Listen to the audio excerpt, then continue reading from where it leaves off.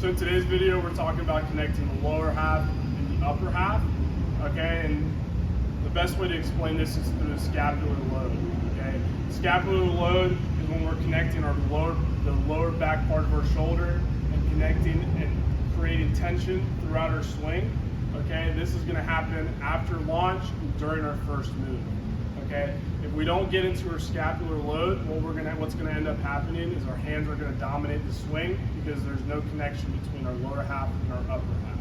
Okay, so a tee that we're gonna do today that's gonna challenge that feel is gonna be a high tee, and we're gonna start with an open stance. So all 10 toes are pointing towards the pitcher, and we're gonna be turning. Another part here, we can also start feeling our coil as well.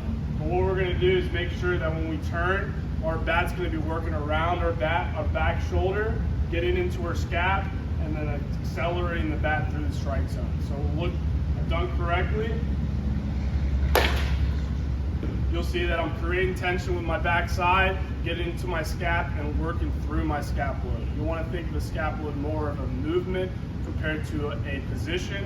What happens when people think of it as a position is they get stuck here and they start thinking to just turn their body. What that's going to do is cause poor direction, poor sequencing, and poor movements. Whenever you hear someone talking about a scapular load or moving through a scapular load, you always want to think about the position of the rib cage first. The scapula sits on the rib cage, so if the rib cage is out of whack, the scapula is going to be out of whack. It's not going to be as strong as we want it to be as far as the muscles around it positioned properly for leverage. So that would be, let's address that first. We're going to pretend that's okay and move on today to something that's a little bit more applicable to exactly what Pablo was talking about, which is being able to get that scapular load, which in this case is retraction, posterior tilt, and external rotation of the shoulder as you start rotating through. So to do that, we're going to have a very light band. This is the lightest band we have.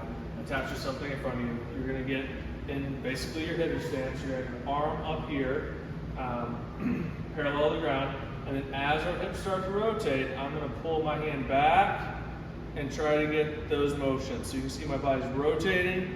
I feel a huge stretch across the X factor here, and I also feel a lot below my shoulder blade and in the middle of my back.